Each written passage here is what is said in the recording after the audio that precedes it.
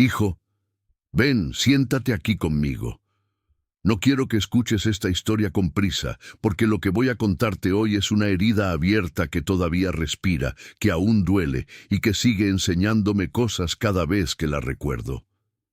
Ese hombre llegó a mi puerta como llegan los que ya no esperan nada, con los brazos colgando, los ojos vacíos y el alma hecha trizas. Lo vi entrar y sentarse en silencio, como si el mundo entero estuviera sostenido apenas por ese hilo delgado que lo mantenía respirando. «Abuelo», me dijo finalmente, y su voz era tan suave que casi no la escuché. «Mi esposa nunca me tocó en 10 años».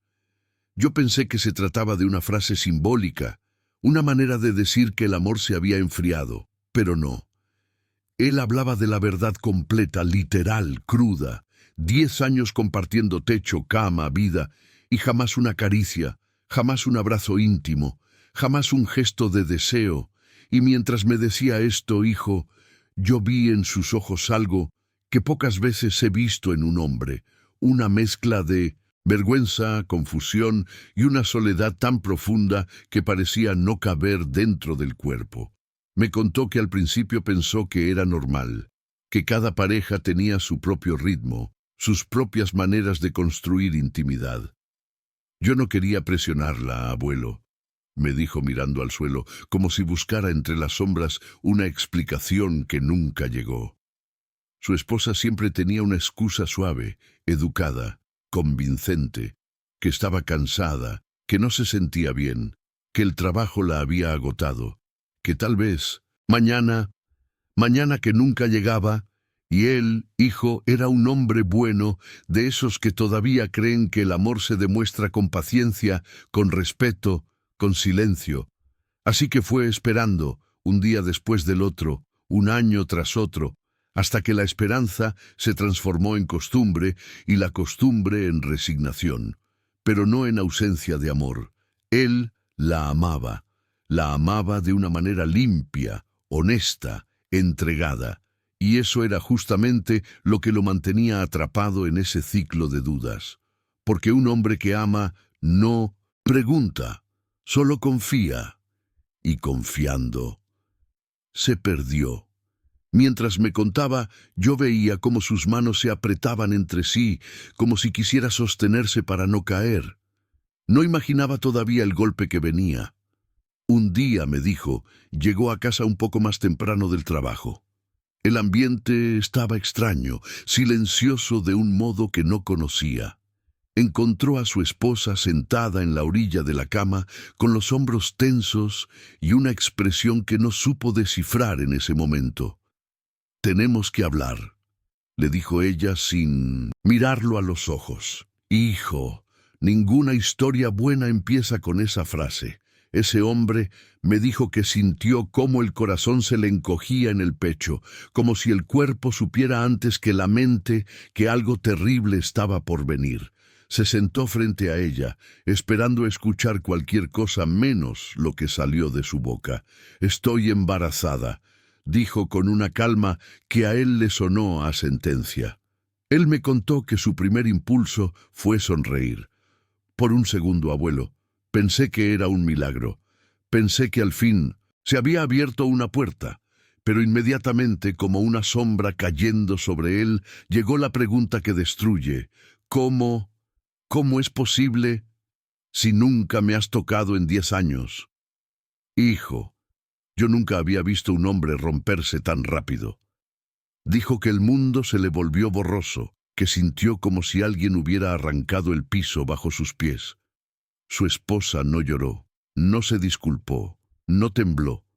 Solo lo miró con una serenidad inquietante y dijo: «No quería que lo supieras así, pero ya no puedo ocultarlo». Él no entendía, no podía entender. Una década pidiendo cercanía, rogando por un gesto, suplicando un poco de amor, y lo único que recibía era una distancia inexplicable. «Abuelo, yo pensé que era mi culpa», me confesó con los ojos inundados. «Pensé que no era suficiente hombre, que no la hacía feliz, que algo en mí estaba roto». Pero no era él. Nunca fue él. Y mientras hablábamos, yo sentí esa mezcla amarga de rabia y compasión, porque hay traiciones que duelen más que una infidelidad física. Hay traiciones que nacen del silencio, y el silencio de ella llevaba 10 años escondiendo algo. ¿De quién es ese hijo?, le pregunté yo, aunque sabía que era una herida que él aún no podía tocar con palabras. Él respiró hondo, como quien se prepara para un golpe inevitable. «No lo sé, abuelo», respondió con una voz que apenas escapaba de su garganta. Ella no quiso decírmelo. Solo repite que es mejor así, que es su vida, que yo no tengo por qué involucrarme. Imagínate, hijo, 16 años juntos, 10 de matrimonio, 2 hijos que él había criado con todo su corazón, y ahora esto. Le pregunté si estaba seguro de que los otros 2 niños eran suyos. No me respondió al principio. Solo bajó la cabeza, cerró los ojos y apretó los puños sobre las piernas. «No sé nada, abuelo. No sé nada de mi vida». Y esa frase me atravesó como un cuchillo, porque no hay dolor más grande para un hombre que descubrir que toda su historia familiar puede ser una mentira, cuidadosamente sostenida. Aún no sabía la verdad completa, pero ya estaba empezando a ahogarse en ella. Cuando aquel hombre terminó de contarme cómo su esposa le había dicho que estaba embarazada, supe que el golpe más duro aún no había llegado. Lo vi llevarse las manos al rostro como quien intenta sostener los pedazos de sí mismo. «Abuelo, ese mismo día me pidió el divorcio», dijo con una voz que parecía no pertenecerle. Le pregunté qué había pasado después, y él me contó que ella lo miró con una frialdad inexplicable, como si 10 años de matrimonio no significaran absolutamente nada. «No podemos seguir juntos», le dijo ella. «Nuestras vidas nunca han sido compatibles». Esa frase lo atravesó como un cuchillo. Me explicó que intentó entender, intentó preguntar, intentó buscar en los ojos de su esposa alguna señal de remordimiento, pero no había nada, solo calma. Una calma cruel, como si ella ya hubiera rehecho su vida muy lejos de él. Y entonces, como si no fuera suficiente, añadió que necesitaba que él se fuera de la casa cuanto antes. «Necesito espacio», dijo. «Hijo, ¿qué clase de espacio necesita una mujer que lleva 10 años rechazando a su propio marido?» Ese hombre cayó de rodillas emocionalmente, y yo supe que la verdad estaba a punto de estallar. «Abuelo, creo que mi esposa solo estuvo conmigo por conveniencia». Aquellas palabras me quedaron retumbando en la cabeza. Él me contó que durante todos esos años fue él quien sostuvo la casa. Trabajaba jornadas dobles. Cuidaba a los niños, cocinaba, limpiaba, pagaba todo. «Yo pensé que lo hacía por amor», dijo, «pero ahora siento que fui solo una presencia cómoda, alguien que ella necesitaba, no alguien que ella amaba». Mientras lo escuchaba, hijo, vi ese dolor silencioso que solo sienten los hombres que han dado todo sin recibir nada a cambio, porque él había confundido rutina con cariño, estabilidad con afecto, silencio con convivencia. Y la verdad es que su esposa nunca había sido su compañera. Había sido una sombra dentro de la casa, una extraña con la que compartía un techo, pero no una vida. Él me confesó que, incluso sin intimidad, siempre creyó que tenían una familia sólida, pero ahora empezaba a darse cuenta de que tal vez había construido una vida entera al lado de alguien que jamás lo escogió de corazón. «Ella nunca me vio como hombre, abuelo», murmuró, «solo como una solución». Fue entonces cuando me dijo algo que hizo que mi sangre se enfriara. «Abuelo, después de su confesión, encontré mensajes. Hijo, ninguna historia que empieza así termina bien». Me explicó que esa noche ella dejó su celular sobre la cama, desbloqueado por descuido. Era la primera vez en años que no lo ocultaba. Y allí, en la pantalla, encontró la verdad que llevaba 10 años buscando. Ella tenía un amante, un hombre con quien hablaba como si fueran pareja desde hacía mucho tiempo. Se escribían como si estuvieran juntos desde antes de que nacieran mis hijos, me dijo con los ojos llenos de lágrimas. Había mensajes de viajes, de encuentros, de días enteros que coincidían con los días en que él estaba trabajando hasta tarde. Y lo peor, hijo, hablaban del embarazo, no como un accidente, no como un error, sino como parte del futuro que planeaban juntos. Imagínate lo que es ver eso después de haber sacrificado todo por tu familia. Él me dijo que sintió como su pecho se cerraba, como el aire desaparecía. En ese instante entendió que la distancia de su esposa no era un misterio emocional. Era amor dirigido a otro hombre. Abuelo, no sentí rabia al principio, me confesó. Sentí vacío y entendí perfectamente sus palabras. Hay traiciones tan profundas que ni siquiera dejan espacio para el enojo. Solo dejan un silencio oscuro y un temblor en el alma.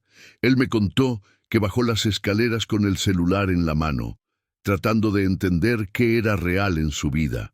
Se sentó en la sala, con la mirada perdida, y escuchó a su esposa bajar lentamente después de la ducha. Cuando ella lo vio con el teléfono, con las pruebas en la mano, simplemente cruzó los brazos. No lloró, no negó nada, solo dijo: «No deberías revisar mis cosas». Esa frase, hijo, esa frase revela más que cualquier confesión. Él me dijo que sintió cómo su corazón se partía de una manera que casi lo dejó sin aire. Ella comenzó a justificarse, diciendo que las cosas entre ellos ya no funcionaban, que había encontrado a alguien que la entendía, que no quería lastimarlo. Pero, ¿cómo se llama esto entonces? ¿Cómo se llama destruir a un hombre que te lo dio todo durante 10 años? Lo miró a los ojos y no vi ningún remordimiento en ella. Ninguno. Y entonces llegó la pregunta inevitable. La pregunta que él había estado evitando desde que escuchó la palabra embarazo. La pregunta que cambia la vida de cualquier hombre. Nuestros hijos son míos. Él me dijo que, antes de que ella abriera la boca, supo la respuesta. El silencio lo dijo todo. Ella desvió la mirada, respiró hondo y murmuró: «Eso no importa. Tú eres el padre que ellos conocen. Hijo, imagina lo que es escuchar eso después de criar a esos niños como si fueran tu propia sangre». Él me contó que sintió un vértigo tan fuerte que tuvo que apoyarse en la mesa, porque no estaba perdiendo solo a su esposa, estaba perdiendo la certeza de su propia familia. «Abuelo, yo los amo. Yo los amo como si hubieran salido de mi alma». Y mientras decía eso, las lágrimas le corrían sin contención. Me confesó que en ese momento su identidad entera se quebró. Ya no sabía quién era, ni qué había sido real, ni qué parte de su vida no era una mentira cuidadosamente sostenida. Y lo peor es que aún faltaba descubrir la verdad completa. «Hijo, ¿estás seguro de que quieres seguir?», le pregunté, porque veía en sus ojos un cansancio que no era físico, sino del alma. Él respiró hondo y dijo: «Abuelo, necesito saberlo todo, porque si no soy el padre, entonces no sé quién soy». Esa frase me partió por dentro. Ningún hombre debería perder su identidad así. Entonces me contó que esa misma noche decidió exigir una prueba de paternidad. No por venganza, no por orgullo, sino porque necesitaba la verdad para no volverse loco. Cuando se lo dijo a su esposa, su reacción fue inmediata: miedo. Por primera vez en 10 años, ella mostró miedo de perderlo. «No vas a hacer eso», gritó. «No puedes destruir la familia». «Ah, hijo, qué fácil es pedir protección cuando ya destruiste todo». Él dijo que no respondió, solo la miró, y cuanto más silencio hacía, más desesperada se ponía ella. Pasó de acusarlo, a llorar, a culparlo, a victimizarse, como si él fuera el agresor. Pero nada de eso explicaba 10 años de rechazo. Nada explicaba la traición. Nada explicaba el embarazo. La verdad estaba ahí, clavándose sin misericordia. A la mañana siguiente, él despertó con el corazón acelerado, pero la decisión intacta. Buscó un laboratorio, pidió una cita y se lo comunicó a ella. Voy a hacer la prueba. Necesito la verdad. Ella tuvo un colapso. Lloró, gritó, dijo que él estaba exagerando, que arruinaría todo. Y cuando vio que nada funcionaba, se fue. Desapareció por 2 días. Él quedó solo en esa casa llena de recuerdos, juguetes, fotografías que de repente parecían sospechosamente ajenas. Abuelo, hablé con las paredes, intenté entender dónde fallé. Hijo, cuando un hombre habla con las paredes, es porque ya no tiene nada a lo que aferrarse. Al segundo día, ella volvió, ojos rojos, mirada perdida. Tengo algo que confesar, dijo. Él sintió que se le congelaba la sangre. Cuando alguien dice eso, nunca trae algo bueno. Se sentó frente a él, juntó las manos y murmuró: Yo nunca sentí nada por ti. Esas palabras, hijo, son el tipo de cuchillada que no mata el cuerpo, pero mata el espíritu. Y él solo podía escuchar sin poder defenderse. Lo intenté de verdad, continuó ella. Intenté quererte como debía, pero nunca sentí deseo. Nunca sentí lo que una esposa debe sentir por su marido.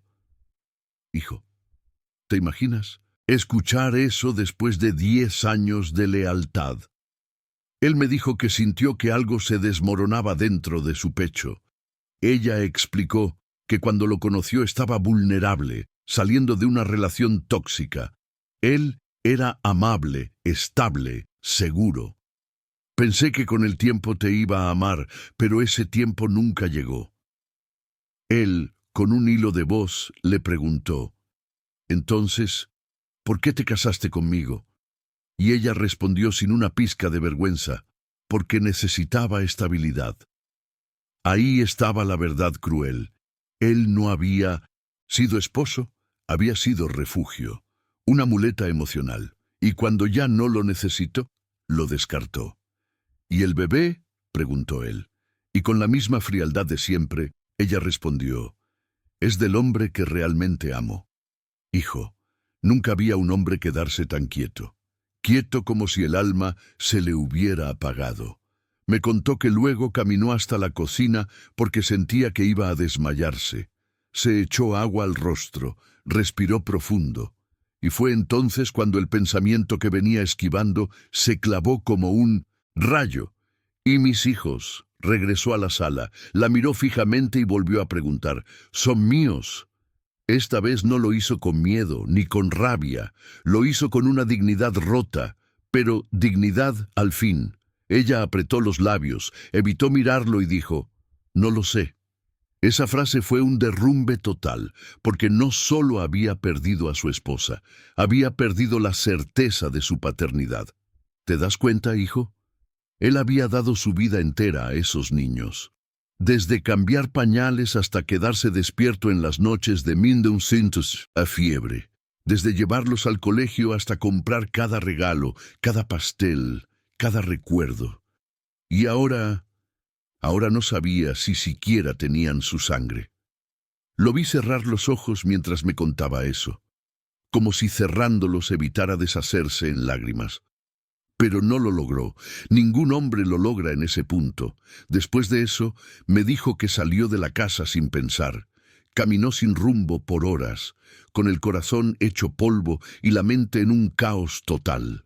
Me dijo: abuelo, sentí que todo lo que yo era ya no existía. Lo entendí, porque no era solo traición, no era solo engaño, era la desintegración de su identidad. A veces, hijo, la vida no te golpea, te arranca de raíz. Él se sentó en un banco del parque y dejó que la noche cayera a su alrededor. Escuchaba risas de familias, pasos de niños corriendo, parejas hablando, y cada sonido era una puñalada recordándole lo que él creía tener, pero nunca tuvo de verdad. Abuelo, yo amaba a esos niños, los amo todavía. Y ahí su voz finalmente quebrou. Me dijo que lo que mais doía não era a traição da esposa, era a dúvida sobre seus filhos. Si no son míos, ¿qué soy yo para ellos? Hijo, essa pergunta destrói qualquer homem, e eu sabia que esse era apenas o começo. Cuando finalmente regresó a casa esa noche, lo hizo con el corazón endurecido por la necesidad de respuestas. Me dijo que entró lentamente, escuchando el eco de sus propios pasos, como si caminara dentro de una vida que ya no le pertenecía. Ella estaba sentada en el sofá, abrazándose a sí misma, pero él ya no podía sentir compasión. «Necesitamos hacer las pruebas», le dijo con una firmeza que no sabía que tenía. Ella lo miró como si él fuera el villano. «¿De verdad vas a hacer esto? ¿No ves que los vas a lastimar?» «Hijo, qué extraño mecanismo tiene la gente que hiere. Siempre intenta culpar al herido». Él respondió: «La verdad nunca lastima más que una mentira». Y esa frase la derrumbó. Ella empezó a temblar, no por remordimiento, sino porque tenía miedo de que la verdad terminara de desmoronar el castillo de mentiras que construyó durante una década. Él subió al cuarto de los niños. Los observó dormir, uno con un peluche apretado contra el pecho, el otro con la boca entreabierta como siempre, y mientras los miraba, «Hijo», me dijo que seu peito doía de un jeito que quase non deu para respirar. Me contó que esa noche no durmió. Se quedó sentado en la oscuridad, escuchando el tic-tac del reloj que marcaba los segundos que lo separaban de la verdad. Pensaba en los cumpleaños, en las vacaciones, en las risas, en cada papá que había escuchado. «Abuelo, ¿y si todo eso no me pertenece?» Esa pregunta era un tormento, y cuando el sol salió, él sintió que estaba envejeciendo 10 años de golpe.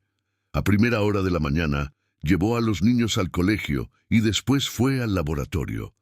Su esposa lo acompañó, pero en silencio, como si caminar junto a él fuera un peso insoportable. Me dijo que cada paso hacia ese lugar era como caminar hacia una ejecución emocional. En el laboratorio, la enfermera le explicó el procedimiento y él solo asentía, intentando no desmoronarse. Los niños no estaban presentes, porque el proceso debía ser con muestras ya registradas del hospital donde nacieron. Todo se basaría en comparaciones genéticas. Cuando terminó, él salió del lugar sintiéndose más vacío que nunca. Me dijo: «Abuelo, mi vida quedó en manos de un papel, y yo sabía que él tenía razón». Durante los días de espera, la casa se convirtió en un campo de batalla silencioso. Él no hablaba, ella no hablaba. Los platos se acumulaban, el aire pesaba, y cada vez que él miraba el celular, esperando la llamada del laboratorio, sentía que el corazón se le subía a la garganta. «Abuelo, no sé cómo seguí funcionando en esos días», me dijo. Era como vivir dentro de una película lenta y triste. Una noche, él escuchó a su esposa llorando en el baño, pero no se acercó. Ya no era su lugar consolarla, y eso lo destruyó aún más, porque él siempre había sido el hombre que cuidaba de todos. Cuando la notificación finalmente llegó, casi se desmaya, manos temblando, respiración entrecortada.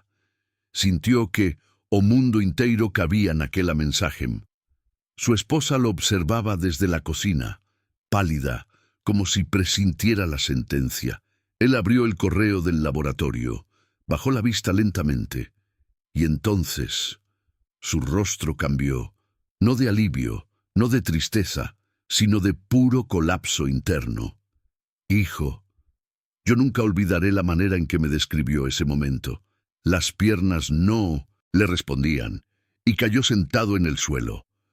«Abuelo», dijo él, con los ojos brillando de lágrimas cuando me lo contó, los dos niños, no son míos». Se llevó las manos al rostro intentando contener un dolor que ya no cabía en su cuerpo. Ni uno, abuelos, ni uno. Hijo, ¿puedes imaginar eso? Criar a dos pequeños con todo tu corazón, darles tu vida, tus fuerzas, tus sueños, para que un papel te diga que ni una sola célula de ellos lleva tu sangre. Él me dijo que sintió un tipo de dolor que no sabía que existía. No fue enojo, fue muerte, como si algo dentro de mí hubiera dejado de existir. Su esposa se acercó llorando, diciendo que no había querido que fuera así, que las cosas se habían dado, que ella también sufría. Pero él ya no podía escucharla. Me contó que levantó la mano para pedir silencio. No quería insultarla, no quería ferirla, no quería perder su dignidad. Solo dijo, «Gracias por destruir mi vida con tanta calma». Y salió de la casa. Caminó sin mirar atrás, porque si lo hacía, se quebraba por completo. Cuando llegó a mi puerta, hijo, tenía el alma hecha trizas. Sus ojos mostraban esa mezcla terrible de devastación y lucidez que solo aparece cuando la verdad ya te arrancó todo. Me dijo, «Abuelo, perdí a mi esposa, perdí a mis hijos, perdí mi historia». Yo lo hice pasar, preparé una silla y me senté frente a él. Y ahí lo escuché llorar como un niño. No hay vergüenza en eso, ninguna. Porque llorar no es debilidad. Es la forma en que el alma evita romperse de una vez. Cuando pudo hablar, me preguntó algo que me heló la sangre. ¿Cómo se reconstruye una vida que nunca fue real? Hijo, esa pergunta pesa más que qualquer traição. Eu coloquei minha mão no ombro dele e respirei fundo antes de responder, porque o que eu precisava dizer não seria fácil. La verdade te dolió, sim, te destruiu, pero também te liberou. Ele levantou o olhar confuso, porque agora, hijo, agora você pode começar uma vida verdadeira, uma vida que seja sua. E foi aí que a história dele realmente começou. Essa noite, mientras eu respirava com dificuldade, eu lhe ofereci um chá quente, daqueles que ajudam mais pelo gesto do que pelo sabor. Ele segurou a xícara com as mãos trêmulas, olhando fixamente para o vapor que subia, como se buscasse respostas ali. Abuelo, tenho medo. Medo de quedar-me solo, medo de não saber quem sois sem ellos. Eu entendi esse medo. Não é o medo da solidão física, mas da emocional. O medo de perceber que a vida inteira você se anulou por alguém que nunca te viu. Hijo, lhe disse com calma, não estás solo. Estás herido, pero não estás solo. Ele me perguntou como seguir em frente. Como acordar no dia seguinte sem ser destruído pela lembrança daquela casa, daqueles quartos, daqueles risos que talvez nunca tenham sido seus. Le expliqué que la vida no siempre se reconstruye desde la fuerza. Muchas veces se reconstruye desde la ruina. Y aunque él no lo creyera, ese momento, ese dolor profundo, era el inicio de algo nuevo. Él enxugou as lágrimas y disse, no sé si algún día voy a poder perdonar. Y yo respondí, no tienes que perdonar ahora, solo tienes que sobrevivir hoy. Os dias seguintes foram como caminhar por um campo minado emocional. Ele acordava, olhava para o teto e precisava lembrar a si mesmo que era real, que sua vida tinha quebrado. Ele me visitava todos os dias, não porque precisava falar, mas porque precisava existir perto de alguém que não mentia. Abuelo, mi casa, já não es mi casa, me dijo na tarde, com a voz vazia. Eu sabia o que isso significava. Cada canto daquela casa agora doía, cada brinquedo no chão, cada fotografia pendurada, cada lembrança, tudo havia se tornado uma ferida aberta. Ele me contou que tentou dormir na cama, mas o cheiro dela ainda estava no travesseiro. Então passou a dormir no sofá. Depois, nem no sofá conseguia. Acabou dormindo no carro, estacionado na garagem. Hijo, quando um homem duerme em seu coche dentro de sua própria casa, es porque el dolor ya lo expulsó de su propio mundo. Su esposa intentó hablar con él varias veces, diciendo que podían encontrar una solución, pero él ya no podía escucharla. Abuelo, cuando alguien destruye tu identidad, no puedes negociar los pedazos. E tinha razão. Foi então que ele perguntou a si mesmo pela primeira vez: que quero eu? É incrível como essa pergunta parece simples, mas ele nunca havia se permitido fazê-la, porque durante 10 anos tudo girou em torno dela. Suas necessidades, seus caprichos, suas ausências. Agora, pela primeira vez, ele tinha um espaço vazio, um espaço que doía, mas que também podia ser preenchido. Ele começou a caminhar todos os dias depois do trabalho.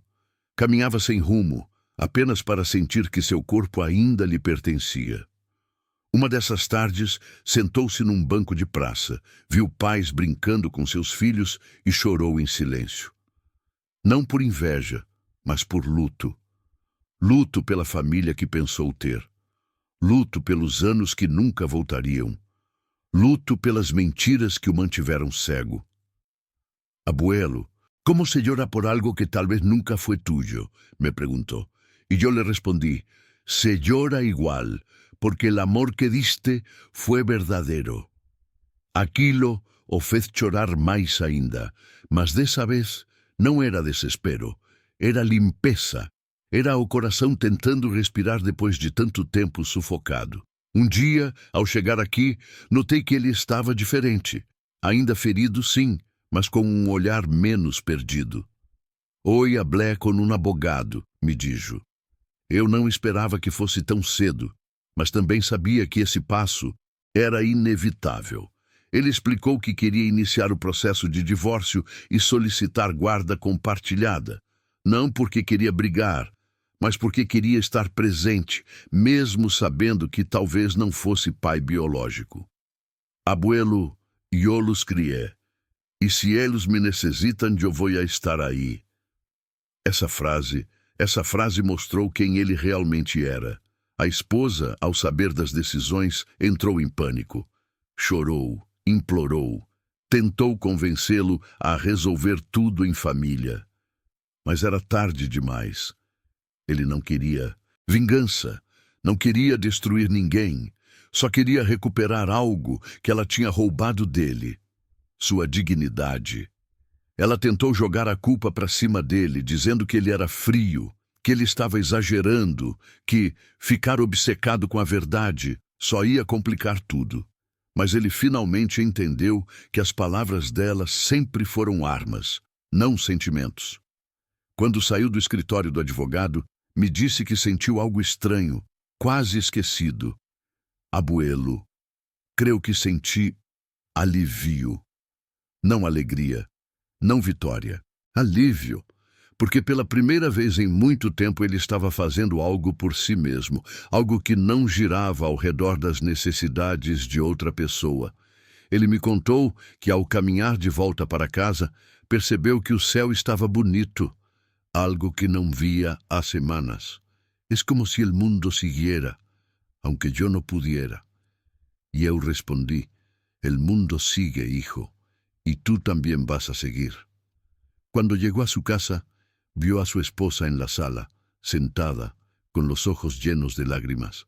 Pero esta vez, él no sintió nada, ni rabia, ni pena, ni nostalgia, apenas distância. Foi então que percebeu que sua alma já estava se movendo para outro lugar. Abuelo, creo que por fin estoy empezando a despertar-me de esta pesadilla. E eu sorri, porque sabia que isso era apenas o início de sua reconstrução. Esa noche, después de ver a sua esposa llorando en la sala, él subió las escaleras lentamente, como si cada peldaño fuera un recordatorio do peso daqueles anos calados. Entrou no quarto, fechou a porta e ficou ali parado, olhando para tudo que, até pouco tempo atrás, acreditava ser parte de uma família.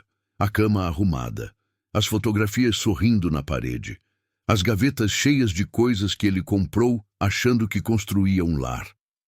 Abuelo, sinto que vivia em um museu, não em uma casa, me disse depois, porque tudo estava ali, intacto, mas sem vida. Ele se sentou na beira da cama e levou as mãos ao rosto. Não chorou. Já não tinha lágrimas. O que tinha era uma sensação profunda de estar desperdiçado, como se alguém tivesse usado sua alma, sem sequer tocar seu corpo por 10 anos. E justo quando pensava que nada podia doer mais, ouviu passos lentos no corredor. Era ela. Abriu a porta e disse, com aquela voz quebrada: "Não me deixes, por favor." Mas havia algo diferente no olhar dela. Não era amor. Era medo. Medo de perder o controle sobre ele. Medo de perder o conforto que ele garantia. Ele finalmente viu isso.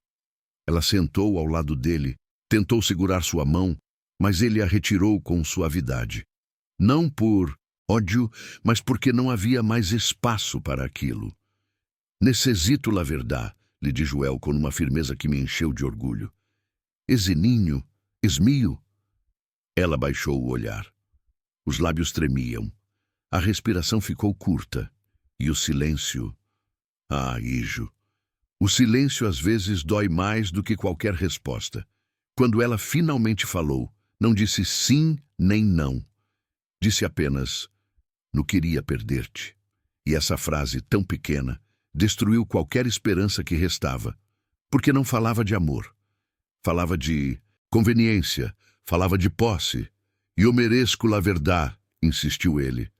Ela apertou o vestido entre os dedos, como quem tenta segurar as próprias mentiras. "Não te puedo assegurar nada", murmurou. E então ele entendeu. Não precisava de teste, não precisava de confissão. A dúvida já era a resposta. Ele se levantou devagar, respirou fundo e disse: "Nunca me tocaste em 10 anos. E agora estás esperando o nijo. Não sou eu quem tinha que explicar-se." Ela começou a chorar mais forte, mas já era tarde. Quando ele saiu do quarto, a casa inteira parecia ecoar segredos. Ele caminhou até a cozinha, abriu a torneira e deixou a água correr sobre as mãos. "Abuelo, senti como se el água se levara algo de mim." Água pode lavar a pele, pero não lava cicatrizes. Se aproximou da janela e olhou para o jardim escuro. Era um lugar onde tinha sonhado ver seus filhos correndo. Agora era apenas um espaço vazio, como ele. Foi então que ele fez algo que me surpreendeu. Pegou um caderno velho na gaveta, um que eu mesmo lhe dei anos atrás, e começou a escrever. Palavras soltas, frases desconectadas, tudo que estava preso no peito. "Escrevi para não romper-me, abuelo", me dijo, e funcionou. Porque escrever dá forma ao caos, dá borda ao sofrimento.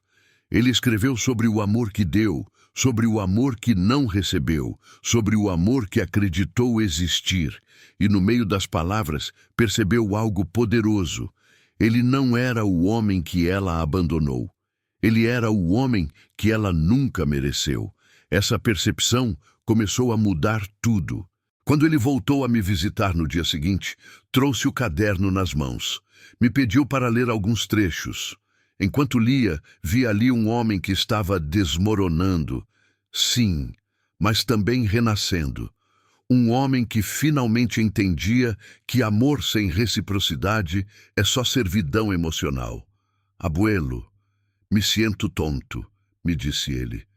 Eu segurei suas mãos e respondi: "Ijo, não eres tonto, eres noble. E la nobleza em corazones como el tuyo não é um defecto, é um regalo." Ele desviou o olhar, como quem tenta não chorar, e me contou algo surpreendente. Ela me disse que talvez poderíamos empezar de novo. Eu quase ri, mas me contive, porque sabia que para ele aquilo ainda feria. "E tu que sientes?", perguntei. Ele demorou a responder. "Siento que já não creo en ella, pero me dá medo empezar de cero." Ah, esse medo, o medo de recomeçar, paralisa mais do que a dor de ficar. Mas ele já estava se movendo mesmo sem perceber. Cada palavra, cada decisão, cada verdade dita era um passo. Naquele mesmo dia, ele tomou a decisão que mudaria tudo. Dormir fora de casa, não porque queria fugir, mas porque precisava respirar.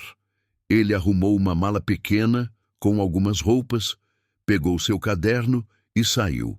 A esposa correu atrás, dizendo que ele estava abandonando a família. Que família? Respondeu ele sem gritar, mas com firmeza. E essa frase doeu mais nela do que qualquer acusação. Ele veio direto aqui para minha casa.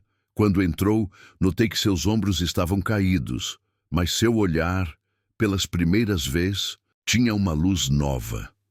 Abuelo, hoje decidi elegir-me a mim. E eu sorri, porque esse é sempre o maior e mais difícil passo. Preparei a poltrona para ele descansar, enquanto o vento da noite entrava pela janela. O som das folhas mexendo lá fora parecia um sinal de mudança, um sinal de que a vida dele finalmente estava virando a página. Ele se deitou, fechou os olhos e respirou fundo. "Crees que vou a estar bem?" me perguntou. Eu coloquei a mão sobre seu ombro e respondi: "Hijo, já, empezaste a estar-lo. Amanheceu aqui em casa com um silêncio bom, daquele que não machuca."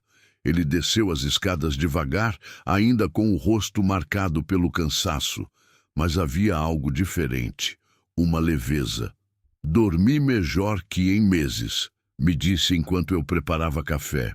Eu sorri porque sabia que descansar não é só fechar os olhos, é colocar a alma num lugar onde ela não é ameaçada. Sentou-se à mesa e ficou olhando a xícara, rodando-a devagar com as mãos. "Abuelo, por que me quedé tantos anos sem tocar-la? Por que não insisti?" Eu respirei fundo. Essa pergunta não era sobre desejo, era sobre dignidade. "Hijo, tu não tocabas um corpo porque tu coração já sabia que aí não havia hogar." Ele ficou em silêncio, absorvendo cada palavra. Depois me contou algo que nunca tinha dito antes. Cada vez que intentava acercar-me, ela me rechazava. Sempre tinha uma excusa. Sempre. Isso, filho. Isso é abandono emocional.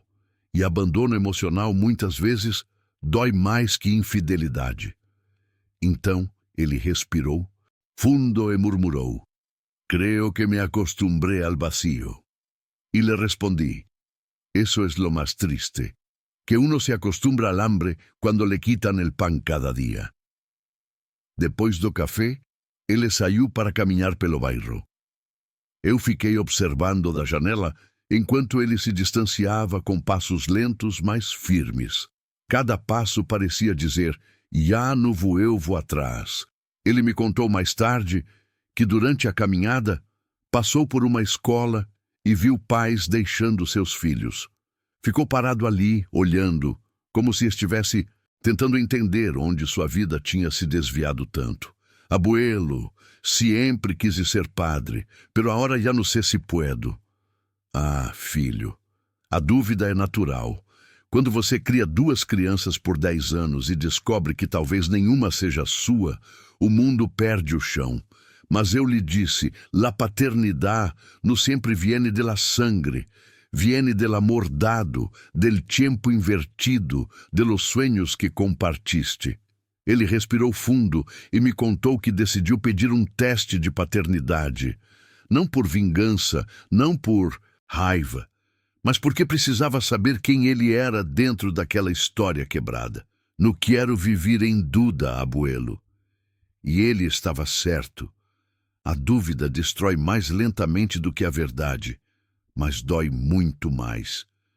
Quando voltou da caminhada, ele se sentou no sofá e ficou em silêncio por longos minutos.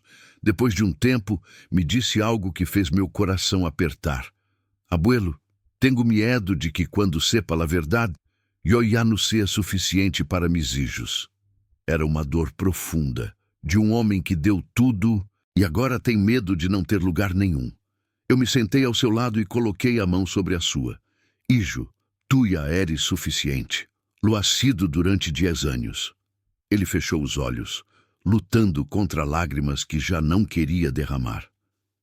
«¿Y si no soy su padre?» Eu suspirei. «Entonces vas a tener que decidir si quieres seguir siéndolo, porque el amor no desaparece con un papel». Ele respirou fundo e encostou a cabeça no sofá. «Quiero ser fuerte, pero no sé cómo». Eu sorri de leve e respondi. «Ser y fuerte no es no llorar, es no dejar que el dolor te convierta en outra persona». Aquilo tocou fundo nele, porque ele já estava mudando, mesmo que ainda não percebesse. Pouco depois, o telefone dele tocou. Era sua esposa. Ele olhou para mim como quem pede permissão para respirar antes de responder. Atendeu. Do outro lado, ela chorava. Dizia que não conseguia dormir, que sentia sua falta, que a casa estava vazia sem ele. Era uma fala ensaiada. Eu reconheço esse tipo de voz. Aquela que não chora, por amor, mas por desespero diante da perda do controle.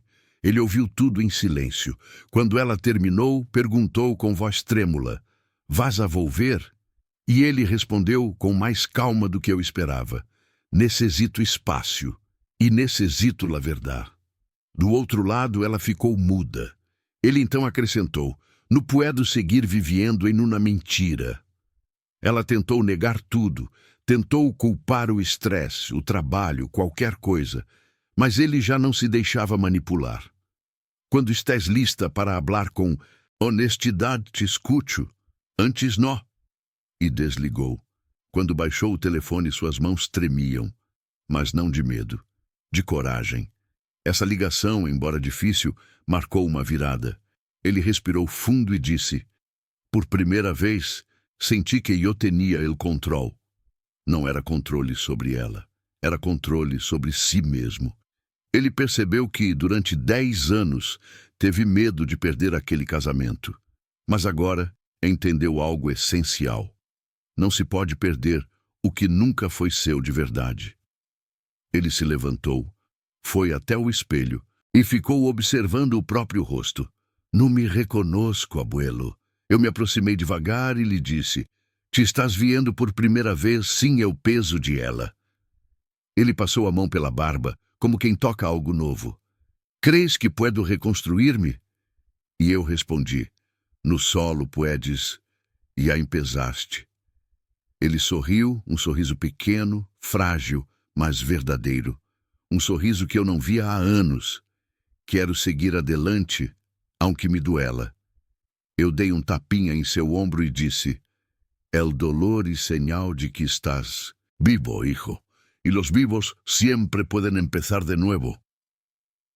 Ele acreditó. Al día siguiente, él decidió volver a su casa solo para recoger algunas coisas. Me avisou antes de sair, e mesmo assim, eu fiquei preocupado. Não por ele, mas pelo peso emocional daquele lugar. Quando chegou, encontrou a porta entreaberta. A casa estava silenciosa demais, como se até as paredes estivessem esperando algo. Caminhou devagar, respirando fundo, e percebeu que várias coisas estavam fora do lugar. Fotografias, que antes ficavam na estante, haviam desaparecido. A cama estava desfeita, roupas jogadas no chão. «Abuelo», senti que alguém havia intentado borrar nossa história. Era ela. Sua esposa tinha tirado as fotos, escondido objetos compartilhados, como se quisesse manipular o ambiente para despertar nele algum tipo de culpa ou saudade. Em vez disso, causou o efeito contrário. Ele percebeu que aquela casa nunca tinha sido construída com amor, e agora estava sendo desmontada com desespero. Entrou no quarto das crianças. O pequeno ursinho que ele mesmo havia comprado estava no chão, e aquilo fez seu peito apertar. Ele se ajoelhou, segurou o brinquedo e chorou pela primeira vez em dias, mas não de fraqueza, e sim de despedida, porque ele sabia que ali uma fase da sua vida tinha chegado ao fim. Enquanto recolhia suas coisas, encontrou uma carta dentro de uma gaveta. Era a letra da esposa. As mãos dele tremeram enquanto abria. A carta dizia que ela estava confundida, que Nunca quiso hacer-lhe daño, que cometeu errores por medo a perdê-lo. Mas no texto havia algo ainda mais doloroso. Ela nunca assumia responsabilidade. Era uma carta inteira escrita para se desculpar, sem admitir nada. Abuelo, foi como ler uma desculpa vazia. Ele colocou a carta de lado e continuou pegando suas roupas, mas percebeu algo curioso. Tudo que ele levava cabia em uma mala pequena. Eso me dolió, abuelo. 10 anos de vida em uma sola maleta. E eu lhe respondi depois: Hijo, quando tu vida cabe em uma maleta, significa que lo demás nunca foi tuyo. Antes de sair, ele deu uma última olhada na sala. As paredes pareciam mais frias, o ar mais pesado. E no fundo, ele soube. Ali não era mais seu lugar. Fechou a porta com calma, não com raiva, mas com a dignidade de quem entende que um ciclo acabou. E quando trancou, sentiu algo surpreendente: paz. Quando legou a minha casa novamente, algo em Nel havia mudado. Não era mais o homem destruído que havia chegado dias antes. Agora havia firmeza nos olhos, como quem finalmente se vê como protagonista da própria história, e não como coadjuvante na vida de outra pessoa. Abuelo, oi, deixe-me pasado atrás. Eu vi que ele falava sério. Ele se sentou e contou mais. Mientras estava guardando mis coisas, entendi que eu vivi mais solo en ese matrimonio que lo que he vivido estos dias lejos de ella. Isso é o tipo de clareza que só vem quando a dor finalmente encontra um espaço para respirar. Ele tirou de sua mochila aquela carta da esposa e me entregou. Eu li em silêncio. Quando terminei, ele perguntou: tenho que responder-lhe? E eu disse: não lhe debes respostas a quem nunca respondió tus necessidades. Ele respirou fundo. Entonces, já está. A partir daquele momento, ele decidiu não olhar mais para trás. E essa decisão, meu filho, essa decisão transforma destinos. Os dias seguintes foram preenchidos com pequenas reconstruções, coisas simples, mas poderosas. Ele começou a cozinhar, algo que nunca fazia porque sua esposa criticava tudo que ele tentava. Preparou arroz, frango e até queimou a panela uma vez, mas riu disso como quem recupera pedaços de si mesmo. Comprou roupas novas, cortou o cabelo, voltou a correr de manhã.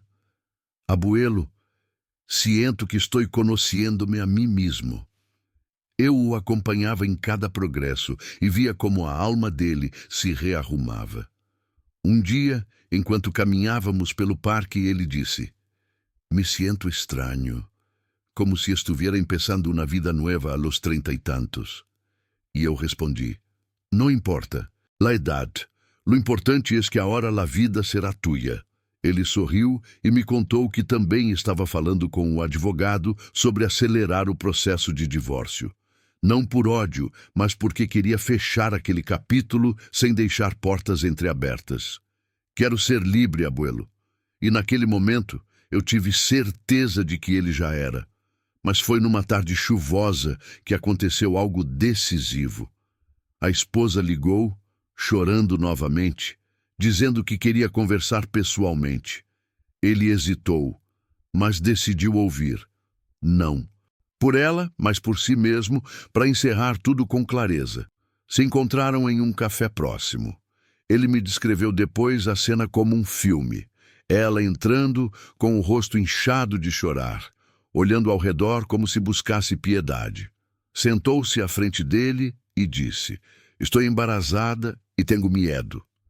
Ele respirou fundo, mantendo a calma. Esmio? Perguntou sem rodeios. Ela desviou o olhar. E naquele segundo, antes mesmo da resposta, ele já sabia. Não te quise perder, disse ela finalmente. Mas ele não sentiu raiva, não sentiu ódio. O que ele sentiu foi libertação. Quando voltou para casa, me disse: abuelo, por primeira vez entendi que ela nunca me amou, solo me necessitava. E colocou as mãos no rosto, mas não chorou. porque às vezes a verdade dói menos do que a mentira que carregamos por anos. Durante os dias seguintes, El aguardou em silêncio o momento em que ela finalmente admitiria tudo. Mas essa confissão nunca veio. Ao invés disso, ela começou a fazer algo pior. Tentava transformar a narrativa. Mandava mensagens dizendo que ele estava sendo cruel, que estava destruindo a família, que estava idealizando problemas que não existiam. Ele vinha até mim com o celular na mão, mostrando cada mensagem. Abuelo, por que me culpa a mim por lo que ella hizo? Eu coloquei uma mão em seu ombro e respondi, porque para algunas personas, hijo, aceptar la culpa es más doloroso que decir la verdad. Ele suspirou fundo, cansado de carregar pesos que nunca foram seus. Uma noite, me contou que sonhou com os meninos, correndo, sorrindo, chamando por ele. Acordou chorando, não por ela, por eles. Não quero perdê-los, abuelo. E eu entendi. A dor de um marido traído é uma cicatriz profunda, mas a dor de um pai que teme ser substituído é um abismo. Eu lhe disse, se elos te querem, nada ni nadie poderá arrancar-te de seu coração. E essa frase foi um pequeno consolo em seu mar de dúvidas. Com o passar das semanas, ele começou a notar que os meninos também estavam estranhos. Não sabiam o que estava acontecendo, mas sentiam. Crianças sempre sentem. Em uma visita, o mais velho perguntou, Papá, por que já não dormes aqui? Ele ficou imóvel, como se aquela pergunta tivesse atravessado seu peito. Estou arreglando algumas coisas, respondeu com cuidado, mas os olhos da criança revelavam um medo que ele reconheceu de imediato. Medo de ser abandonado. Quando me contou isso, ele desabou. Não puedo hacer-lhes daño, abuelo. Não puedo. E eu respondi, Hijo, lo que los daña não es la verdade, es la mentira. Ele me olhou em silêncio, entendendo o peso daquilo. E se não sois o padre? Perguntou depois. Eu respirei fundo e disse, se elos te amam como um padre, entonces já lo eres. E ali ele percebeu algo importante. A verdade biológica poderia feri-lo, mas não mudaria o que ele havia construído. O amor que ele dedicou àquelas crianças era real, e nada real se perde com um papel. Um dia, finalmente, ele decidiu encarar de vez a situação. Quero pedir las pruebas de paternidade esta semana, me disse. Eu sabia que esse seria um dos momentos mais difíceis da vida dele, mas também o mais necessário, não para punir ninguém, mas para libertá-lo da dúvida que crescia como veneno em seu peito. Ele ligou para ela, marcou um horário e explicou calmamente o que pretendia. Ela surtou, chorou, gritou, acusou, disse que ele estava destruindo a família, que estava deixando os filhos nervosos, que era um monstro por desconfiar dela. Eu ouvi tudo porque ele colocou o telefone no alto-falante, e quando desligou ficou me olhando em silêncio. Abuelo, a hora sé que ela esconde algo, uma persona inocente no reaciona assim. Ele estava certo. A verdade não teme ser examinada, a mentira sim. Então, ele seguiu com o plano, marcou o teste, preparou os documentos, respirou fundo e disse, no sé que va a pasar, pero necessito la verdade para viver em paz. E naquele momento, meu filho, eu vi coragem pura. O dia do teste chegou. Ele acordou cedo, tomou banho, colocou a roupa como se fosse para uma reunião importante, porque, na verdade, era o encontro mais determinante da vida dele. Dirigiu até a clínica com as mãos suando. Contou que o coração parecia um tambor descontrolado dentro do peito. Quando chegou, encontrou os meninos com ela. As crianças correram para abraçá-lo e aquele gesto arrancou um pedaço do seu coração. Papá, por que estamos aqui? Perguntou o menor. Ele se ajoelhou, segurou o rosto do filho com delicadeza e respondeu. Porque quero cuidar de ustedes e necessito entender algumas coisas. Não mentiu, não os assustou. Apenas deu a verdade na medida que eles podiam compreender. A esposa ficou o tempo todo olhando para ele com raiva, como quem tenta intimidar. Mas ele não desviou o olhar. Pela primeira vez, enfrentou aquele olhar de manipulação e não se encolheu. Abuelo, me senti fuerte.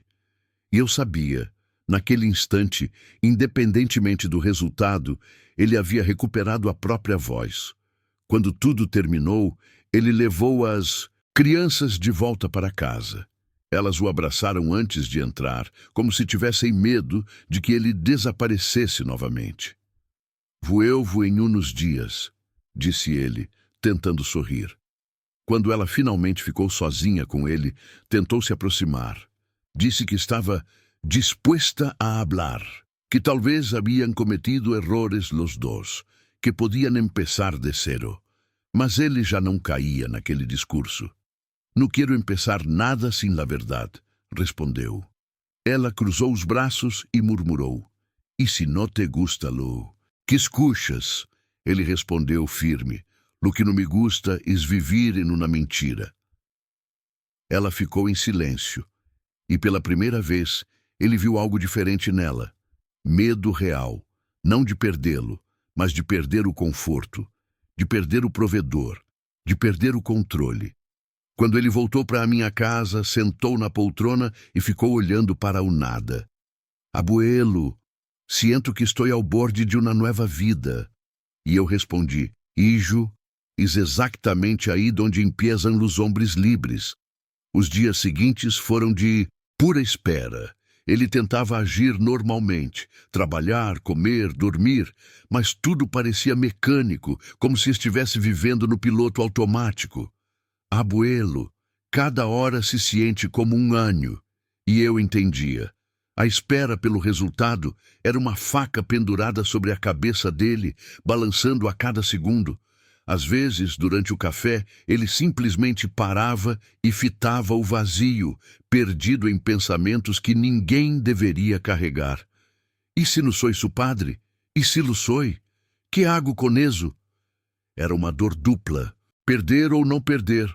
Nenhuma das opções era leve. Eu disse a ele, hijo, la verdad puede doler, pero também puede liberar-te. Ele respirou fundo, mas a dúvida continuava corroendo por dentro.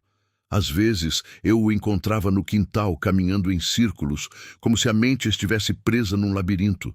Outras vezes, escrevia no caderno. Palavras soltas, medos, esperanças. Es como se necessitara poner afuera lo que me está rompendo por dentro, disse. E eu sabia que era assim que ele estava, mantendo sua sanidade enquanto aguardava a verdade final. Numa dessas tardes de espera, sua esposa o chamou para conversar. Ele foi, não por ela, mas porque precisava encerrar tudo com clareza. Sentaram-se na mesa da sala, o mesmo lugar onde durante anos jantaram, conversaram e também silenciaram tudo o que nunca ousaram dizer. Ela cruzou os braços e perguntou, de verdade vas a seguir com isto? Ele respondeu, sí, necessito la verdad. Ela ficou em silêncio por alguns segundos. Depois, murmurou, e se te digo que eu tampouco estou segura? Aquilo o atingiu como um golpe seco. Como que não estás segura? Perguntou ele atônito. Ela começou a desviar os olhos, mexer nos dedos, evitar encará-lo. Porque houve momentos em los que eu mesma não sabia que estava haciendo. Ele entendeu então que ela vivia há anos num labirinto emocional, mas isso não justificava o que fez. Quando ela tentou tocar sua mão, ele recuou com calma. Não confundas tu culpa com amor, disse ele. Ela ficou calada, e naquele silêncio ele percebeu que finalmente não dependia mais dela emocionalmente. Estava livre. Na noite seguinte, ele recebeu uma mensagem inesperada. Era do laboratório. O resultado estava pronto. Ele congelou, ficou olhando para o telefone como se fosse uma bomba prestes a explodir. Abuelo, não pude abri-lo. Me quedé paralisado. Ele veio correndo até minha casa, tremendo, sem conseguir falar. Sentou-se na poltrona, segurando o celular com as duas mãos. Abre-lo quando estás listo, eu disse.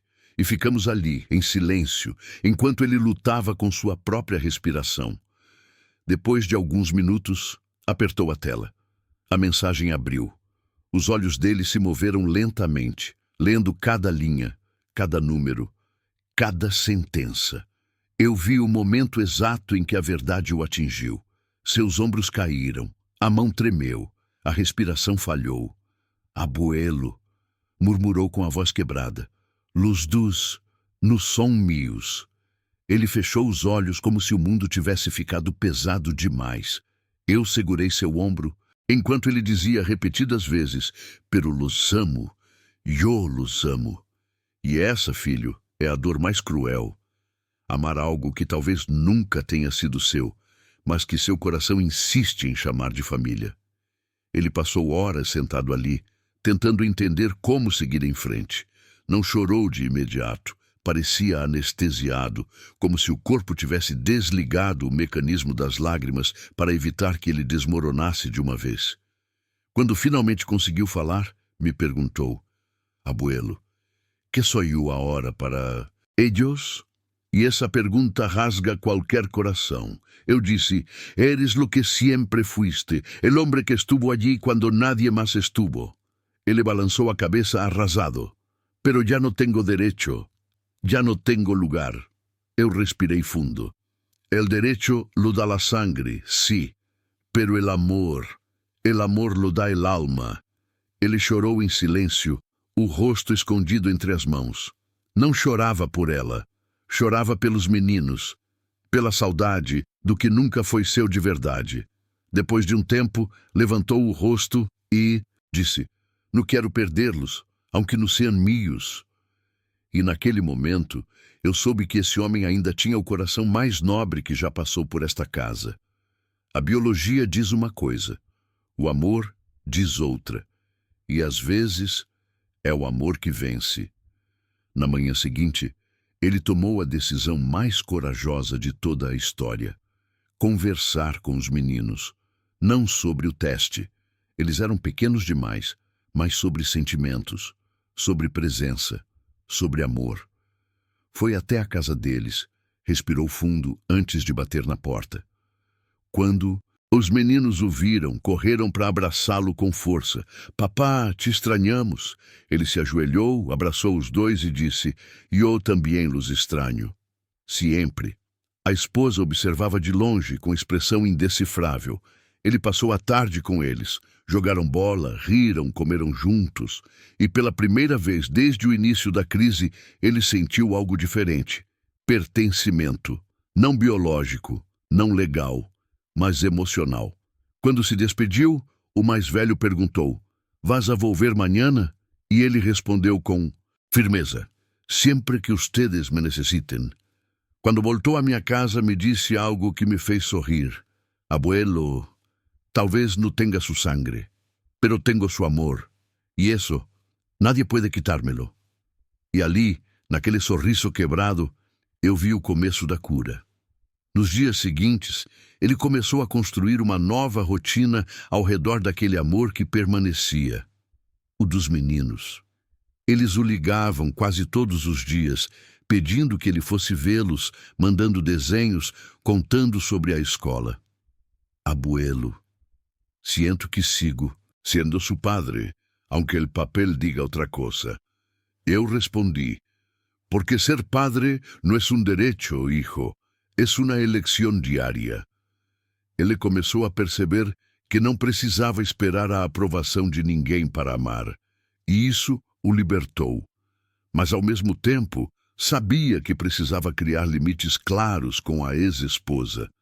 Ela ainda tentava manipulá-lo emocionalmente, jogando frases como «Elos te necessitam aqui. Se te vas, los vas a traumar. Tu eres o responsável de manter esta família unida». Mas ele já não caía nessas armadilhas. «No puedo volver a um lugar onde eu mesmo desapareci», disse ele um dia. E essa frase, filho, é uma das verdades mais bonitas que já ouvi de um homem tentando renascer. Ele finalmente estava aprendendo a existir, sem pedir permissão para respirar. Uma noite, enquanto ele e eu conversávamos na cozinha, seu telefone vibrou. Era uma mensagem da ex-esposa. Necessito que vuelvas esta noite. Urgente. Ele franziu a testa, preocupado. Mostrou o celular para mim e perguntou, devo ir? Eu respirei fundo. Vê, pero vi fuerte. Ele chegou à casa e encontrou-a sentada no sofá, nervosa, com as mãos cruzadas sobre a barriga grávida. Ela respirou fundo, como se estivesse prestes a fazer uma revelação importante. Necessito decir-te la verdade, murmurou. Ele congelou. Sobre quê? Ela baixou os olhos e disse, sobre el bebê. A sala ficou em silêncio. Um silêncio tão espesso que ele disse que podia ouvir o próprio coração batendo. No estuio, confessou. Finalmente. Ele fechou os olhos por um momento, não de surpresa, mas de confirmação. Ela tentou justificativas. Solidão, confusão, carência. Mas ele já não absorvia mais essas desculpas. No quero ouvir razões, quero ouvir responsabilidades, disse ele. Foi firme, foi claro, foi homem. E ela, por fim, ficou sem palavras, pela primeira vez. Quando ele voltou para minha casa naquela noite, parecia outro homem. Não destruído, não quebrado, mas pesado, como quem carrega uma verdade definitiva. Sentou-se na poltrona e ficou em silêncio por alguns minutos antes de dizer: Abuelo, a hora sí terminou. Foi uma frase dita sem raiva, sem lágrimas, apenas verdade. Eu coloquei uma xícara de chá ao lado dele e fiquei esperando ele falar mais. Lo más extraño es que no me duele por ella. Nada. Lo que me duele son los años perdidos. Eu coloquei a mão em seu ombro e respondi: no fueron perdidos, fueron invertidos en convertirte en quien eres hoy. Ele respirou fundo, como se aquela frase tivesse tirado um peso de seu peito. E mis hijos? Perguntou. E essa pergunta, filho, foi dita com tanto amor que fez meus olhos arderem. Eso no cambia, respondi. El amor não se corta porque um papel diga outra coisa. Ele assentiu pensativo. Pela primeira vez, a dor dele vinha acompanhada de propósito. No dia seguinte, ele marcou uma conversa definitiva com a ex-esposa. Queria fechar tudo da forma mais madura e limpa possível, para que as crianças não sofressem. Sentaram-se no mesmo café, onde ela havia contado sobre a gravidez. Ela começou a falar de novo sobre reconstruir, sobre tentar, sobre dar outra chance. Mas ele levantou a mão com calma. No busques uma família solo por necessidade, disse. Eu já não estou aqui. Ela então mudou de abordagem. Disse que ele estava abandonando os meninos, que estava sendo cruel, que eles iriam sentir sua falta.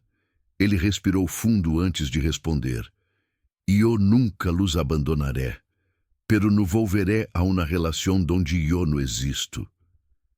Ela ficou em silêncio. Pela primeira vez, entendeu que suas emoções já não tinham poder sobre ele. Firmemos o divórcio em paz, completou. Por ti, por mim e por elos. E naquele momento, filho, ele fez algo que poucos têm coragem de fazer. Escolheu a verdade em vez da conveniência, a liberdade em vez da culpa. No fim daquela semana, o divórcio começou oficialmente. Ele saiu do tribunal com uma sensação estranha, metade vazio, metade leve, como se tivesse deixado uma parte de si para trás, mas finalmente pudesse respirar sem dor. Voltou para casa, sentou-se na varanda e ficou olhando o entardecer. Abuelo, crês que algum dia vou a encontrar a alguém que me ame de verdade? Eu sorri e respondi. Claro que sim, hijo.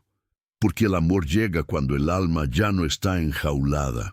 Ele ficou em silêncio absorvendo aquilo.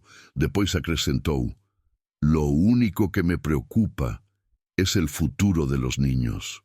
Eu disse: Si ellos te aman, siempre habrá un lugar para ti en su vida, y ese lugar nadie te lo puede quitar. Ele respirou fundo, dessa vez com mais calma. Pela primeira vez em muito tempo, pude ver em seus olhos algo que havia desaparecido: esperança. E isso, Ijo, é o primeiro passo para a cura. Uma semana depois do início do divórcio, ele decidiu fazer algo que vinha adiando há meses: recomeçar por ele mesmo. Começou terapia, voltou a correr, retomou hobbies que havia abandonado: desenhar, tocar violão, cozinhar pratos novos. Abuelo, sinto que estou aprendendo a viver outra vez. Isso, filho, é exatamente o que acontece quando o peso da mentira finalmente cai dos ombros. Ele também começou a refletir sobre os últimos 10 anos da própria vida, não com ódio, mas com clareza. Sempre pensei que era minha culpa, que eu não era suficiente, confessou. Eu respirei fundo e lhe disse: não era tu falta de valor, era tu falta de companhia. Ele sorriu pela primeira vez em dias, um sorriso tímido, mas verdadeiro. Quero construir algo bonito para mim, disse. Eu respondi: Eses el primeiro rapazo para que um dia puedas construir algo bonito com alguém mais. E ele entendeu. Estava pronto para uma vida nova, uma vida que finalmente lhe pertencia. Poucos dias depois, recebeu uma mensagem dos meninos pedindo para vê-lo. Ele foi buscá-los e passou a tarde inteira com eles, no parque, no cinema, no parquinho. Eles o abraçavam o tempo todo, como se temessem que ele desaparecesse. Papá, não te vaias nunca, disse o menor. Ele se ajoelhou, abraçou os dois e respondeu: Nunca me vou a ir. Ustedes son mi corazón. Quando me contou isso, seus olhos se encheram de lágrimas, mas lágrimas bonitas, de amor, não de dor. Abuelo, ellos no tienen mi sangre, pero tienen mi alma. E eu disse: E isso vale mais que qualquer prueba. Ele então tomou uma decisão que mostrou a grandeza de seu coração: continuar presente na vida deles, independentemente de qualquer papel, lei ou vínculo biológico. Porque o amor que ele deu e recebeu, isso ninguém poderia apagar. Com o tempo, até a relação com a ex-esposa começou a se estabilizar. Não havia perdão completo e nem precisava, mas havia respeito.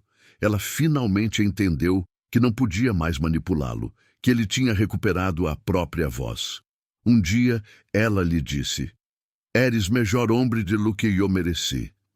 Ele não respondeu, não por orgulho, mas porque algumas verdades não precisam de palavras. Ele apenas seguiu vivendo a própria vida com dignidade. Voltou a estudar, recebeu uma promoção no trabalho, começou a fazer novos amigos, e sempre que me visitava, trazia histórias dos meninos, o futebol, a escola, os desenhos. Ele ria mais, respirava melhor, existia mais, e eu, do meu canto, via renascer diante de mim um homem completo. Não a metade que chegou destruída, mas o homem inteiro que sempre existiu só estava preso atrás de 10 anos de silêncio. Certa tarde, enquanto tomávamos um chá, ele fez uma pergunta que esperou muito tempo para formular. Abuelo, crees que algum dia vou a amar outra vez? Eu sorri com calma. Sí, hijo. Porque el amor verdadero no llega cuando uno está completo, llega cuando uno está listo. Ele ficou pensando nisso por um longo tempo. Depois disse: Por primeira vez, sinto que poderia abrir mi coração. Essa frase é o som de uma alma voltando a respirar. Eu coloquei minha mão sobre a dele e completei: Não te apresures, sana, vive. E quando chegue alguém que não tenha medo de tocar tua alma, lá vas a reconhecer. Ele sorriu, dessa vez com luz nos olhos, luz que eu não via desde antes, do casamento, luz de esperança, de futuro, de renascimento. E meu filho, é assim que termina essa história. Não com vingança, não com dor eterna, não com ódio, mas com libertação. A vida às vezes rasga o coração de um homem para que ele possa costurá-lo de novo. Mais forte, mais firme, mais verdadeiro. Ele perdeu uma esposa que nunca o amou, mas ganhou a própria vida de volta. Perdeu a mentira e encontrou sua verdade. E o mais bonito de tudo, descobriu que os laços que realmente importam, aqueles construídos com amor, presença e bondade, nunca se quebram. Hoje, aquele homem vive em paz, em liberdade, com propósito. Segue cuidando daqueles meninos como o pai que sempre foi, mesmo que o sangue diga outra coisa. E eu, seu abuelo, sigo aqui, para lembrar ao mundo uma coisa: la verdade pode romper, pero também pode salvar. Agora, hijo, termine seu chá e prepare-se, porque no próximo vídeo eu vou te contar outra história que prova que mesmo quando tudo parece perdido, sempre há um caminho de volta à luz.